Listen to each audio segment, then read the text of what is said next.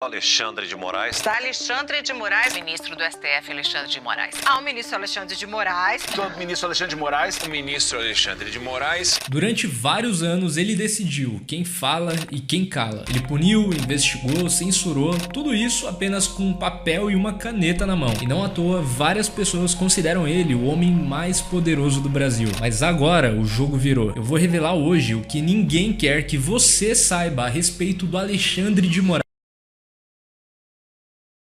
Esse vídeo ainda não saiu do ar, mas isso pode acontecer literalmente a qualquer momento. Até o final desse vídeo eu vou te revelar muitas coisas que com certeza você não sabia e que vão te deixar com uma pulga atrás da orelha. Afinal, qual é o verdadeiro motivo do Alexandre de Moraes ter se tornado o homem mais poderoso e quem sabe o mais autoritário do Brasil? Quem é a pessoa que verdadeiramente pode estar por trás de tudo isso? E como tanto poder pode estar concentrado na mão de apenas um homem? Afinal, segundo a tese da democracia, o poder deveria estar dividido em três pilares. O primeiro seria o poder executivo, responsável pela administração do país, relações internacionais, economia e alguns outros pontos. O poder legislativo, responsável por representar a vontade popular e traduzir isso pelas leis, criando novas regras ou revogando as antigas. E por fim, o poder judiciário, que em tese deveria cuidar que a justiça seja feita e que a Constituição não seja violada. Essa divisão de poderes é feita para evitar que aconteça o que aconteceu, por exemplo, no Império Romano. Naquela época, os imperadores legislavam, executavam e judiciavam. Naquela época, era super comum que o excesso de poder tomasse conta da cabeça do imperador e em pouco tempo ele começava a acreditar que era o próprio Deus na Terra. E para muita gente hoje em dia, esse cenário do Império Romano não é muito diferente do Brasil nos dias de hoje. Mas o que pouca gente sabe é que esse cenário está sendo construído desde muito tempo atrás. 17 de março de 2014. Essa foi a data que a operação mais midiática da história do Brasil foi deflagrada pela Polícia Federal. E é claro, eu tô falando da Operação Lava Jato. Tudo começou com uma suspeita da polícia sobre lavagem de dinheiro envolvendo postos de gasolina e Lava Jato. E claro, é daí que vem a origem do nome da operação. O que a princípio era apenas mais um caso de crime fiscal envolvendo o empresário Alberto Youssef, que já era um velho conhecido da polícia, na verdade acabou se revelando como um grande esquema de corrupção envolvendo obras superfaturadas e muita gente poderosa. E segundo as investigações, o esquema funcionava da seguinte forma. Naquela época, meados de 2013, alguns funcionários da Petrobras colocados lá por políticos corruptos estavam fraudando contratos e licitações com empreiteiras em troca de propina. A Odebrecht, por exemplo, foi acusada de oferecer bilhões de reais em propina para garantir que receberia as licitações da Petrobras. E para lidar com esse esquema gigantesco de corrupção generalizada, três nomes foram protagonistas na caça aos corruptos. Deltan Dallagnol, que coordenou a força-tarefa, colheu provas e montou acusações contra os suspeitos. Sérgio Moro, que era o juiz de primeira instância do caso e julgava os acusados que não tinham direito ao foro privilegiado. E o homem mais importante desse caso, Teori Zavascki, que era ministro do STF e foi relator da Operação Lava Jato. E na verdade, é ele quem realmente importa pra gente nessa história. Teori Zavascki era um ministro implacável. Diferente da maioria dos atuais ministros do Supremo, Teori era discreto, reservado, técnico e com praticamente nenhuma ligação política. Ele era o tipo de homem que não tinha preocupação em agradar a direita e nem agradar a esquerda. Ele só tinha compromisso com uma coisa,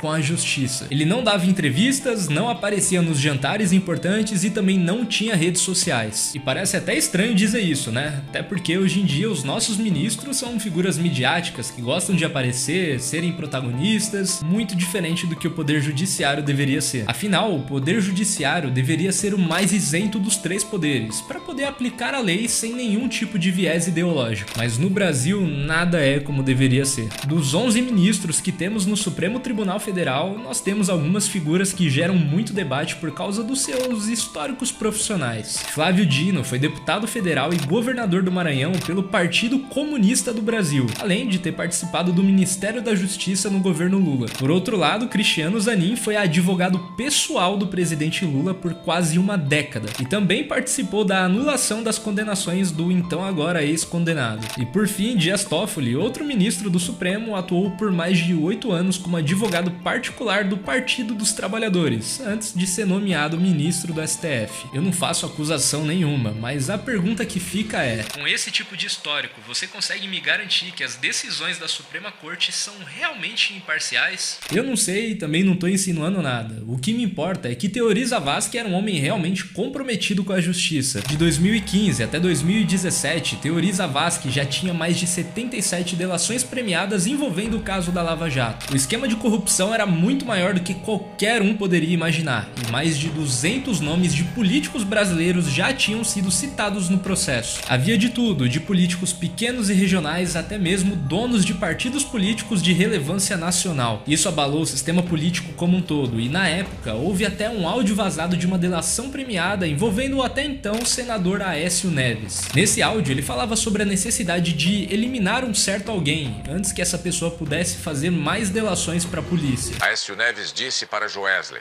abre aspas, tem que ser um que a gente mata ele antes de fazer delação. O fato é que havia muito mais nomes conhecidos da política brasileira nesse escândalo de corrupção do que poderia se imaginar. E o ministro Teori Zavascki, que era relator do caso, estava ansioso para finalmente trazer justiça para o Brasil. Ele estava tão focado que até mesmo abriu mão das suas próprias férias para poder adiantar o caso. Ele não só estava disposto a condenar os culpados, como também queria mostrar o nome e o rosto de cada um deles para a população brasileira. Até que coincidentemente, nas vésperas da homologação desses depoimentos, o pior infelizmente aconteceu. Além de ser uma tragédia humana, a morte do ministro Teori Zavascki do Supremo Tribunal Federal num acidente aéreo hoje em Paraty é também uma tragédia política. Na queda do avião, não só a vida de Teori Zavascki foi sepultada, como também vários depoimentos, provas e delações que ele carregava naquele voo e poderia incriminar centenas de políticos de uma só vez,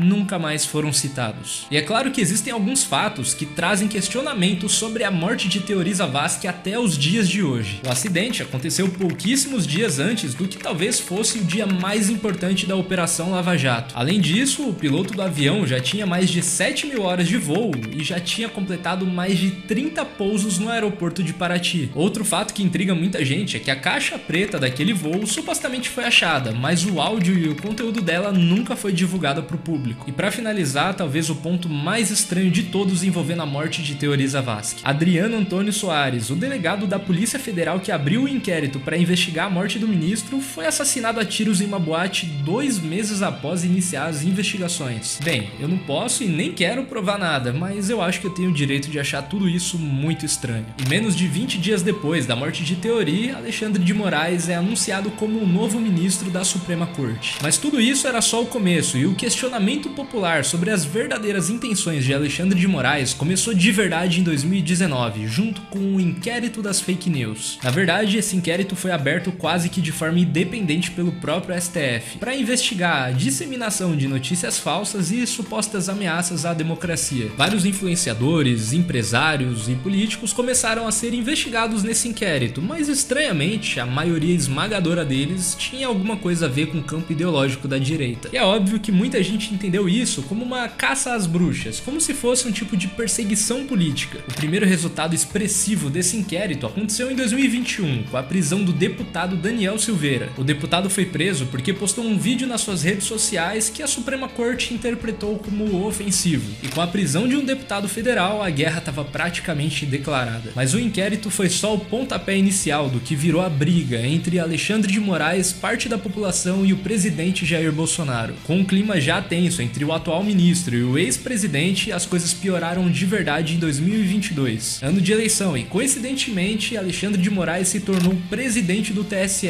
o Tribunal Superior Eleitoral. Nesse cargo, Moraes teve que organizar as eleições e garantir que a Constituição fosse respeitada durante a disputa. Coincidência ou não, durante a presidência de Moraes no TSE nas eleições de 2022, Bolsonaro teve mais de 330 postagens impedidas de irem ao ar pelo tribunal, enquanto o candidato Lula teve apenas 10 postagens restritas pelo mesmo tribunal. Por essas e outras, Bolsonaro começou a insinuar que o poder judiciário pudesse ter interferido no resultado das eleições. E bastou apenas que algumas pessoas questionassem o processo processo eleitoral brasileiro para Moraes colocar um alvo nas costas de várias pessoas que pudessem ser uma ameaça à democracia. Tudo isso, aliado ao fato de Lula ter voltado à presidência do Brasil depois de 12 anos, culminou no que talvez foi o dia mais tenso da história da política brasileira.